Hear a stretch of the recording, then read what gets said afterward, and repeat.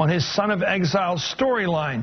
As the Wall Street Journal reported today, quote, many in the GOP think Florida Senator Marco Rubio can help the party appeal to swing state Hispanic voters, possibly as vice presidential nominee, but with a position on immigration that includes opposing a path to citizenship for illegal aliens and opposing the DREAM Act, which would provide a chance for some undocumented youth to become legal. How big of a draw would he have been among Hispanic voters? Joining me now is Congressman Luis Gutierrez, Democrat of Illinois, who's the chair of the Immigration Task Force of the Congressional Hispanic Caucus, and Congresswoman Loretta Sanchez, Democrat of California. Thank you very much, members of Congress. It seems to me we've got a very interesting thing here. This fellow, this member of the United States Senate, initially was criticized for portraying that his parents fled after Castro took control in Cuba. In fact, as of Friday of last week, his Senate biography, his official biography, read, in 1971, Marco was born in Miami to Cuban-born parents who came to America following Fidel Castro's takeover, which is not true. But the biography was only changed after the revelations about the timing of his family move to the United States, and now reads, Marco was born in Miami in 1971 to Cuban exiles who first arrived in the United States in '56. So they're correcting the record once caught. That's the old question. Do you only tell the truth when you're forced to? Congressman Gutierrez, you're thinking as a Democrat from the Midwest, what does this mean to his marketability as a national candidate? Well, number one, look, Marco Rubio's parents came here as immigrants. That is, his mom and his dad applied for a visa, got a green card, because they were seeking a better future for themselves, new jobs, economic prosperity, not because they were fleeing a totalitarian regime there. It's interesting that although he benefited from that very generous immigration policy, now he wants to take the drawbridge and say, sorry, no more, need apply or come by. He stays silent while in Alabama they passed the most draconian kind of show me law. I mean, in Alabama today, Chris, an undocumented woman taking her 2 American citizen children to a library to apply for library cards commits 2 felonies.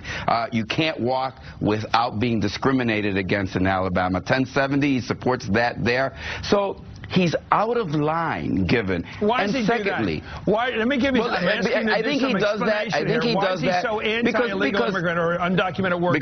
Because he wants to appeal to a broader base of people. He wants to tie himself, Chris. What he does try to tie himself is to the refugee community that exists in Miami, right? He wants to tie himself to that. Listen, you want to know something? We have granted the most generous immigration policy. It's almost impossible to come from Cuba illegally to the United States. The most generous immigration policy. We've opened our arms to them and embraced them as well we should, and yet he turns his back on others who seek nothing but a better future in this country themselves. Congresswoman, give me your sense of this from out west in California, where most people who come to the United States come from the south, from Mexico and other Latin American countries on the continent.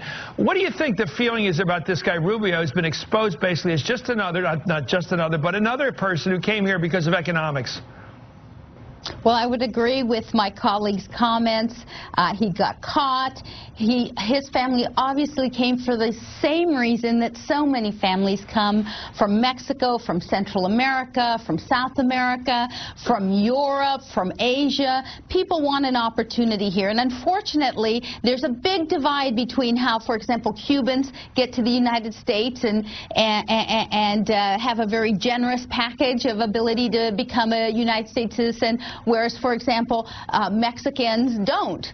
And so when you look at the Southwest, you're really looking at a predominantly Mexican-American community. You are looking at people who have really fled areas like El Salvador and Guatemala and Honduras, Nicaragua, when they really did have dictators there, and yet did not, in many ways, get the same benefits that a Cuban might if he fled Fidel Castro's home. So I completely agree with Luis Gutierrez. I mean, it's a double face. I mean, he wants to look tough on immigration because he's a Republican. The reality is that he benefited, as so many immigrants have benefited over the couple hundred years of the United States. This is a place that does better when we allow people to come here to work and seek a better life.